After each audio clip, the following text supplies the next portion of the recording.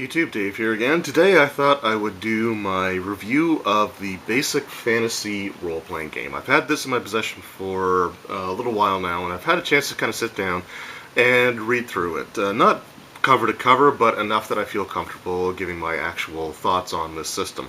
Before I do that, I do plan on doing a flip through of the book to kind of show you what you can expect when you look inside, and then I will give my actual final thoughts and my personal review of the product. So without further ado, let's just go ahead and have a look inside, and we'll see what Basic Fantasy is all about. The Basic Fantasy role-playing game is a product that, by its admission here on the cover, is distributed under the terms of the Open Gaming License for 3rd Edition Dungeons & Dragons, but really makes very, very light use of the actual OGL, or the Standard Reference Document, also referred to as the SRD.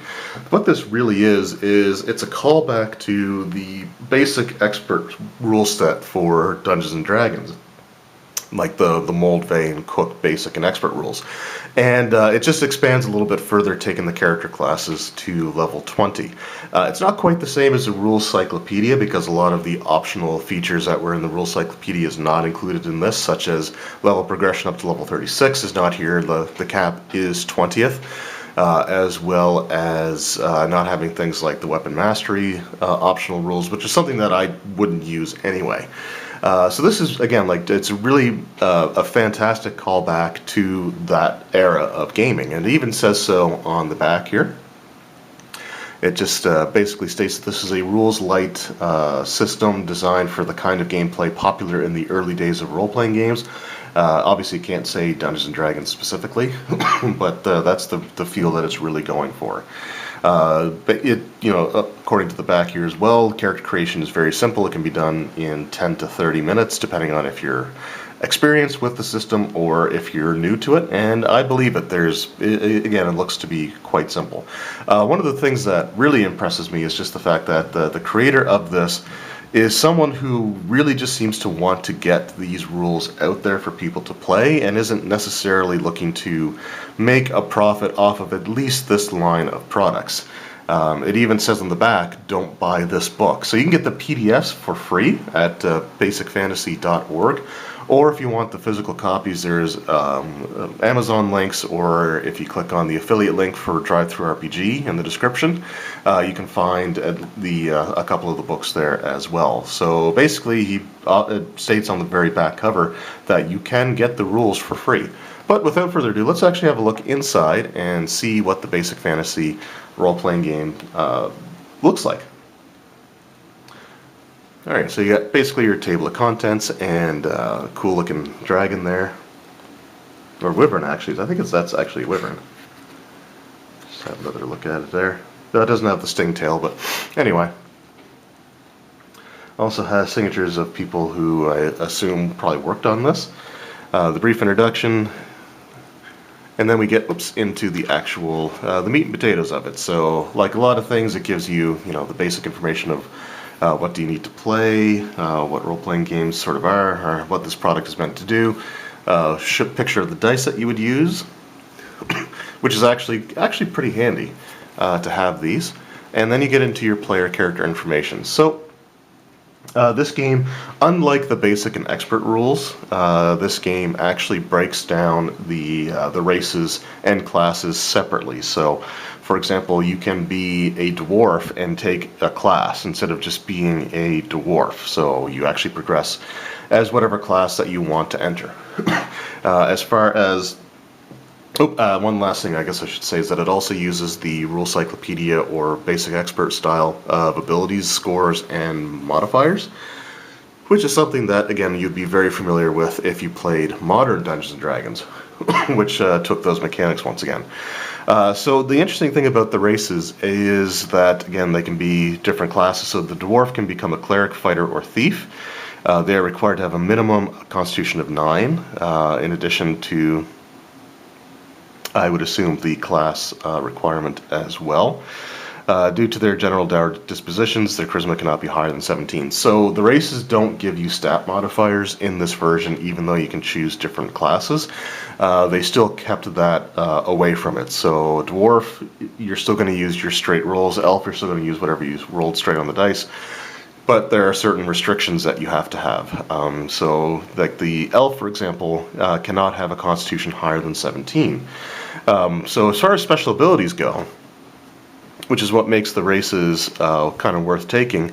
So all dwarves have dark vision with a 60-foot range and are able to detect slanting passages, traps, shifting walls, and new construction on a roll of 1 to 2 on a d6. A search must be performed before the roll is made. So they don't just automatically get it, they have to be searching, but if you roll a 1 or 2 on a d6, they find, some of those things. Saving throws. So in the Rule Cyclopedia, dwarves gain a trait when they gain a certain amount of experience points, where they take half damage from all spells. And they don't get this in this version of the game, but what they get is a +4 bonus versus death or poison, magic wands, paralysis, or petrify in spells. And they get a +3 bonus on dragon breath or breath weapon attacks. So the saving throw system is also broken down the way that it was back in the day. So elves can become clerics, fighters, mages, or thieves. So they can become any of the classes. However, they are also allowed to combine into a fighter magic user or a magic user and thief. So they have the ability to, like the old school version of the elves from the basic rules, were a combination of fighter magic user. And they were set as that, and you couldn't choose anything else. So you could become a single class character as an elf, or you can be dual class or multi-classed with either the fighter magic user or the magic user and thief. All elves have dark vision. They're also able to find secret doors on a roll of 1 to 2 on a d6 rather than a 1. An elf is so observant that the elf is so observant that one has 1 on a 1d6 chance to find a secret door with a cursory look. So it doesn't sound like you have to be doing like an actual thorough search. Elves are immune to the paralyzing attack of ghouls. Also less likely to be surprised in combat, reducing the chance of surprise by 1 in 1d6. So surprise works when an encounter starts, both sides roll. If you roll a 1 or 2 on a d6, one or both sides are surprised. So with an elf, they're only surprised on a roll of 1. They also get a +1 bonus on saves versus paralysis and petrify, and +2 versus magic and spells. What's interesting is that elves used to get an ability where they took half damage from breath weapons, and they don't get any bonuses to save versus breath in this, which is actually kind of surprising, but there you go. And you also have your halflings, which function very similar to how they were in the other version, like the basic rules. However, they can become clerics, fighters, or thieves. They also get a +1 attack bonus with ranged weapons when they're using them.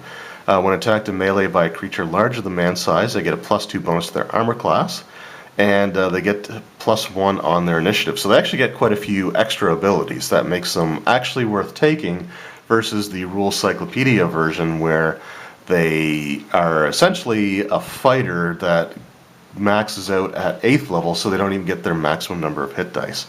Halflings, they also get the ability to hide effectively, similar to how they got in the basic and expert rules. They get a +4 bonus on saves versus death ray or poison magic wands, so they get the same kind of saving throw bonuses that dwarves do, including the +3 versus dragon breath. And then you have your humans. Humans can be any single class. Humans get a bonus on experience points. So a human gets 10% bonus on all experience points earned, unlike the other classes or the other races, which it doesn't look like you get the experience point bonuses for your classes in this game like you would in the basic expert rules. So they did simplify that down and make it a human characteristic, so the humans will level up quite faster. You also have a little note on combination classes. So the fighter magic user, they can actually fight and cast spells while wearing armor. the maximum or the dice they roll for is d6. So the elves are limited to a d6. They can't roll any higher than that for their hit dice, regardless of which class they take. And the same goes for the halflings as well. They are similarly limited to a 6-sided die, regardless. And then you've got your classes, which are again very similar to how they were in the basic expert rules. So you've got your clerics, who roll 1d6 for their hit dice. And similar to the basic and expert rule system or the rule cyclopedia, they do not gain a spell at first level. So at first level, they are essentially a fighter who is prohibited from using edged or piercing weapons. And that is something that they did actually keep. So they have to use bludgeoning weapons. But again, another carryover from the basic expert rules is the experience point progression. One thing I guess I should mention about the combination classes for the elf is that in order to gain second level, they have to earn enough experience for the combined totals of their classes. So a fighter, for example, which is just a basic straightforward fighter, can wear any armor and use any weapon. They gain second level at 2,000 experience points. If you took the fighter magic user option, then magic user gains second level at 2,500 experience points. And what that means is that in this system, if you're a fighter magic user, it takes you longer to gain second level, or to gain your levels in general, than it did for the rule cyclopedia or basic expert version. So you would need 4,500 to gain second level in this system versus 4,000 in the other system.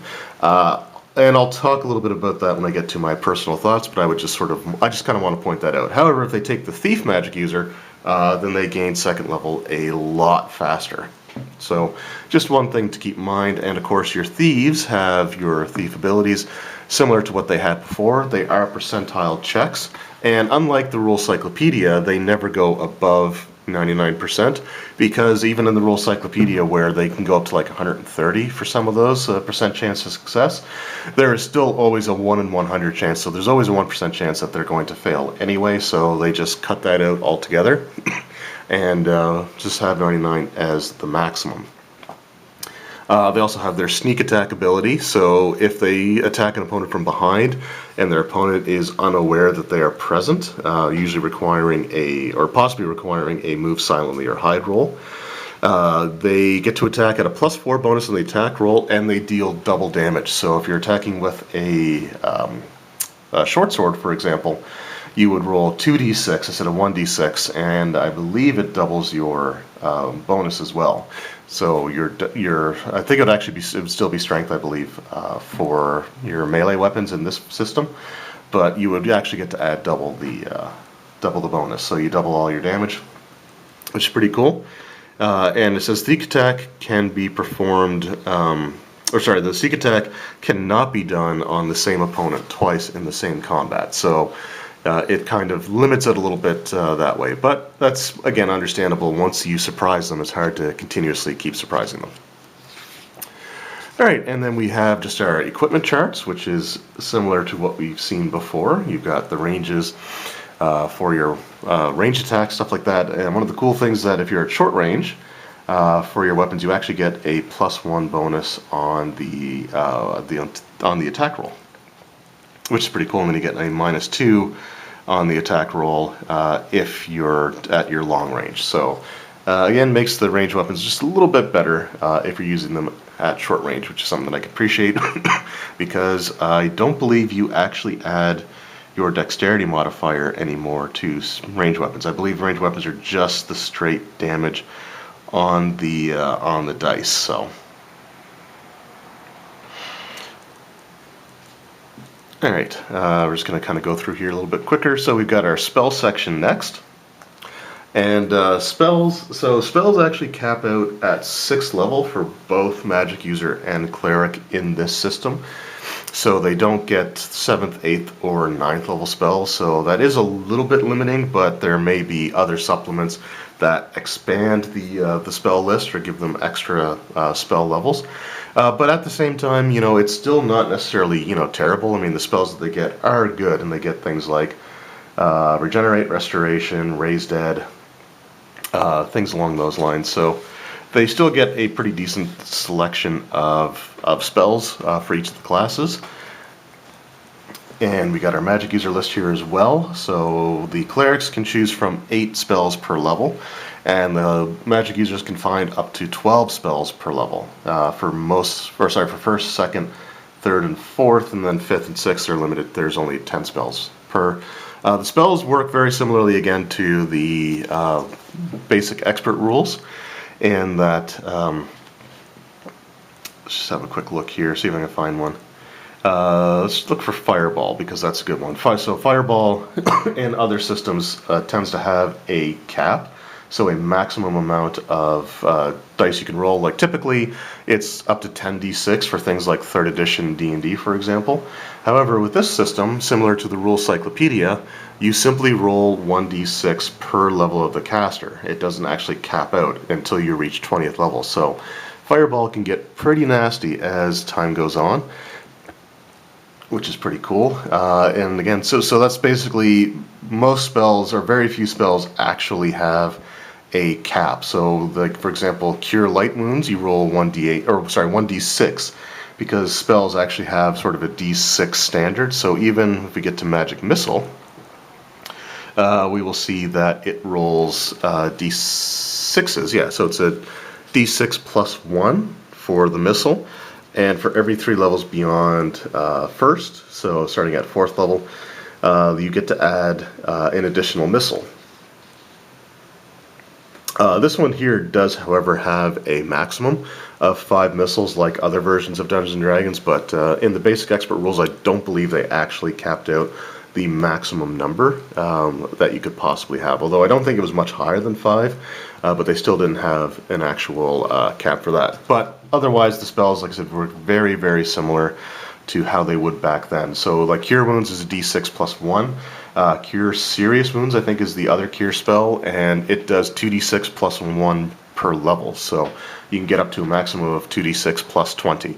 It is worth noting, I guess I should make just a quick trip back to the classes, because the class structure is very similar to the old school Dungeons & Dragons, where your hit dice actually cap out at 9th level. So once you reach 9th level, you roll your last set of hit points, and from that point forward, you're simply adding a set amount of hit points per level. And so up to 9th level, every time you roll a hit dice, you do get to add your Constitution modifier. However, once you get past that threshold and reach like 10th level, for example, instead of adding, if you had a Constitution modifier of +2, you're still only adding 2 hit points, not 2 hit points plus your con modifier. So it actually keeps the number of hit points maximums down to a lower number than some people may be used to from the newer versions of Dungeons & Dragons.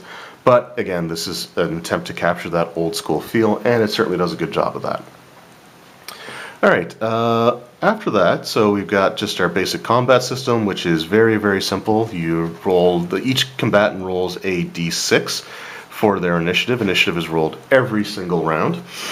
And the way that it works, so for combat, if I was attacking with a group of goblins, the goblins would all go at the same time, instead of rolling for each individual goblin. But if there were hobgoblins and a goblin in there as well, then you would roll for the goblins and then the hobgoblins separately.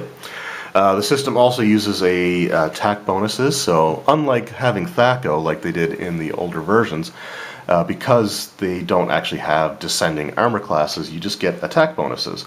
And the fighters gain the highest range of attack bonuses. So at first level they get a +1 bonus to attacks. At levels 2 and 3 they get a +2 bonus. At level 4 they get +3. Level 5 they get +4. 5 and 6 they have a bonus of +4. So they get up to a maximum of a +10 bonus on their attack rolls. Clerics and Thieves being the next highest in terms of attack power, they get up to a maximum of +8. And your magic users actually get pretty decent, because they get up to a maximum of +7, which isn't horrible. I mean, it's still pretty bad, but it takes them several levels to get their higher attack bonuses, where fighters still get the fastest progression, which is still pretty cool. As far as resolving your attacks, natural 1 always misses, natural 20 always hits, and the armor class is similar to what we have in modern Dungeons & Dragons, where your armor when you wear it, actually increases your AC instead of decreasing it like we have in the older style of Dungeons and Dragons. So this is one of those things where you might be a little bit more, where it might be easier to pick up and learn, because you're not going to get confused by the way that the armor classes change. So for example, having leather armor gives you an armor class of 13, so it's 2 points higher than having no armor whatsoever. If we were playing the original Dungeons and Dragons rule set, that would give you an armor class of 7, because you actually start with a base of 9, and an improvement of +2 would actually decrease the number by 7, and having like a modifier, positive modifier for your dexterity, actually lowers the armor class as well. So it takes out sort of some of those confusing elements to it. Your monsters are also very nicely done in this game as well, and they certainly have that old school feel to them, like number of appearing, number of attacks, damage. So monsters would have their own separate attack progression as well, which would have been on that chart with all the character classes and stuff like that.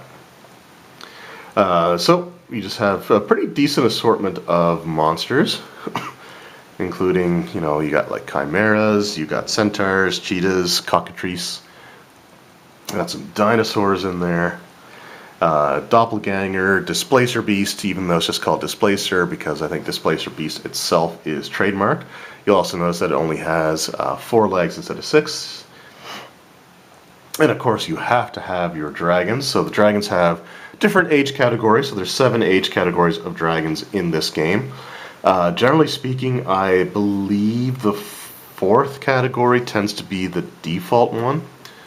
Let's see here, hit dice 7, yeah. So typically the middle of the road is the default ones that you would encounter. But, there is a wider variety. So let's just have a look here at our red dragon.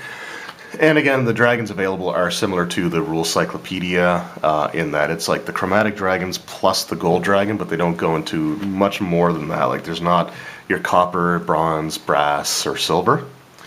So our red dragon is of course the toughest, and they get up to 13 hit dice, which sounds low, but keep in mind that's still 4 hit dice higher than what your character classes would get. Okay, so we have all those. We got our monsters, we got our giants, skeletons, zombies, slimes. I guess those weren't zombies, those were golems. Ogres, orcs, rot grubs, because you gotta have rot grubs, shriekers. Alright, and then we finally have our magic items. That's really the last thing that I kind of want to look at here. So magic items definitely do not take after the D20 system or the open gaming license. So for example, a magical weapon has some of these features on them, but they don't basically stack. Like you don't get a +1 keen, flaming burst, axiomatic, holy, brilliant energy weapon. They have very limited abilities, and the abilities are closer to those of older versions of the game. So for example, you have some weapons that are +1, but might be +3 versus like undead, or +3 versus dragons, or something like that. So it again just really feels like that old school style of Dungeons and Dragons, which is great because the magic items were one of the bigger issues with that system and how they could really get out of hand. And in this, they have again that old school feel to them. So they aren't the ridiculously overpowered, or the slew of abilities on there that takes you half an hour to read off everything that your weapon can do. Very, very basic. You have a flaming weapon, for example. If you have a sword that can flame on command, all of its damage is converted to fire damage, and it deals an extra 1 point on top of whatever you would do normally. So, and that's really the most powerful item in terms of like what the magic weapons do, other than the ones that deal an extra of like +2 versus a very specific type of creature. So that's essentially basic fantasy, just going through the quick flip through there. So again, really has that old school feel. I guess the only thing I was missing was the saving throw chart, which should be in here somewhere. Yeah, there's our saving throws. So the saving throws, I alluded to it before, but they are broken down in their older style. So Death Ray or Poison, Magic Wands, Paralysis or Petrify, Dragon Breath or Spells. Unlike the D20 system, which actually, the Open Gaming License, which had Fortitude, Reflex, and Will. So again, they broke this down quite differently to really capture that old school feel. So there you go. That's what you can find in the basic fantasy book. There's also information on awarding experience points, how to design adventures and encounters, and some of the DM information that you would definitely want to have in there as well. So what are my thoughts overall on this product? We'll cut over to that, and I'll give you my final opinion. Alright, so that was my flip through and look at the basic fantasy role-playing game. Now, there are other supplements and adventure collections that you can get alongside of this book as well, which are things that I hope to get at least a few of as time goes on. Overall, my opinions of this are very, very high. I actually really enjoyed flipping through and reading through this product, and I think it's absolutely fantastic. You can definitely tell that the person writing it, the designer of this game, was doing this as sort of a love letter to old school Dungeons & Dragons. It was a passion project and something that he cared very deeply about, and it really shows through what's in this product here, what's in this book. Overall, I think that if you are newer to Dungeons & Dragons, or you're used to the Wizards of the Coast era or the D20 system era of D&D, and you're curious to kind of experience an older style of Dungeons & Dragons, I would say that this is probably one of the better ways to go. The Rules Cyclopedia is another option, and it is a fantastic option.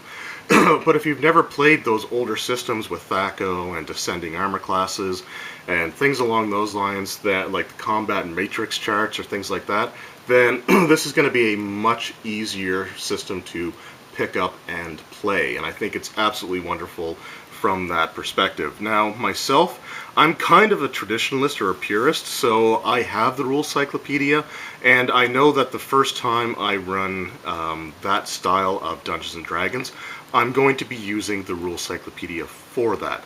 That said, if I wanted to run a long-term game, I'm probably going to be more inclined to use this as the basis, especially if I've got a mix of players, some of which may be veterans, others may be brand new. Like, I know there are some people that I game with that really started with 5th edition. So for them, if I wanted to run an old school game long term for them, then this is the system that I would probably use. One of the things that I should also mention is it's really easy to convert from the Rule Cyclopedia or those basic expert supplements, or like monster stats or stuff like that, or to this system. And basically all that you have to do is find out what their armor class is, because everything else is more or less the exact same, and you could plug them in pretty seamlessly. So for example, because this has to use the Open Gaming License and the standard reference documents, you're not going to have a beholder statted out in this book. But if you have the Rules Cyclopedia beholder, the only thing that you really need to know is the armor class, because the armor class in that version has a descending scale, where this one has an ascending scale. So what you do is you simply just subtract the beholder's armor class from 20. And you do the same thing for this. So if you wanted to take something from this book and drop it into like the Rules Cyclopedia Run Adventure, then you do the same thing. So the easiest thing to look at would be unarmored characters. So in the Rules Cyclopedia, or the basic expert rules from Moldvay and Cook, you had a starting armor class of 9. So in this book, you have a starting armor class of 11. So 20 subtract 9 gives you an armor class of 11. If you wanted to convert from this to that, then again 20 subtract 11 equals 9. So it works out really, really well. So I think it would be really easy to just kind of pull monsters out and drop them into one game or the other. And I think that that's a really fantastic feature of this book and of this product. I honestly am also really impressed with the fact that this is very, very much an old school Dungeons & Dragons game. And when I saw that it used the Open Gaming License, I was a little bit concerned about things like magic items, or I mean, I wasn't expecting prestige classes or things like that, but I was kind of worried about how they would do things like damage reduction or other types of things that were kind of sticking points for me with the third edition version of Dungeons and Dragons. And it again just uses that old school feel. Like, so there are creatures that have to be hit or have to be struck by a magical weapon in order to do any damage. So instead of just reducing it, they require a magical weapon to hit, which is how it was back then. They needed either a magic weapon or they just couldn't be hit. So they did a really good job with that. And the only thing that they really seem to take that I can see from just the amount of time that I've spent with this that comes from the D20 system and that open gaming license is the ascending armor classes. So armor giving you a higher armor class instead of a lower armor class. And things like your bonuses to saving throws. So the races that you have, for example, instead of taking half damage from spells or dragon breath when they reach a certain amount of experience points, they just constantly get a static set of bonuses to those saving throws. I'm a little disappointed that the elf doesn't get a bonus on saves versus breath weapons or dragon breath, because in that older style of Dungeons and Dragons, that was their big thing, is that they took half damage from dragon breath when they reached, I think it was like 1,000,000 experience points or something like that. So the fact that that's not in here is a little bit disappointing, but at this point it's more of a personal nitpick. Along those lines, I would have liked to have seen the combination class characters get expanded out for both the halfling and the dwarf as well, because the elf being able to do that is fine, and it's the only one that can do it with magic users. But I still feel like, one of the appeals of old school demi-humans was their ability to multi-class. So, if you're going to be a dwarf cleric, there's, aside from like the special abilities that the race gets, it just doesn't seem to be anything special about being a dwarf cleric. But having the option to, say, have a combination class and have it set up so that, for example, the elf, both of their combination classes require them to have magic user. So a halfling, for example, could have the same thing. They could be like a fighter thief or a cleric thief, or maybe even just fighter thief and leave it at that. But have like just a specific one that they can take, but as long as thief is one of the ones for the halfling, because, well, it just sort of makes sense for the way the halflings have always sort of felt, at least for me personally. And for dwarves, you could be like a fighter cleric or a fighter thief, but you have to have the fighter class in there. Halflings, similar to elves, are limited by the hit dice that they can roll. So, giving them the ability to fight competently like a fighter is still sort of offset by the fact that they're only rolling a d6 for their hit dice as a fighter, even though that fighters would normally roll a d8. The other thing is where you're having to reach the combined totals of experience points for both classes, I think makes the fighter magic user version of the elf, which is sort of the standard elf version, even more unpalatable to play, unfortunately. And the reason that I say that is that extra 500 experience points doesn't seem like a lot, but it adds up over time, and it already took elves a long time to reach that level, second level, in the older styles of D&D. Coupled with the fact that, your fighter half of the elf, fighter magic user, doesn't let you roll a d8 for your hit dice, so you're still limited by that d6. It just, it just doesn't feel like it's powerful enough to warrant having to get 4,500 experience points versus 4,000 before, which even then it seemed like a lot.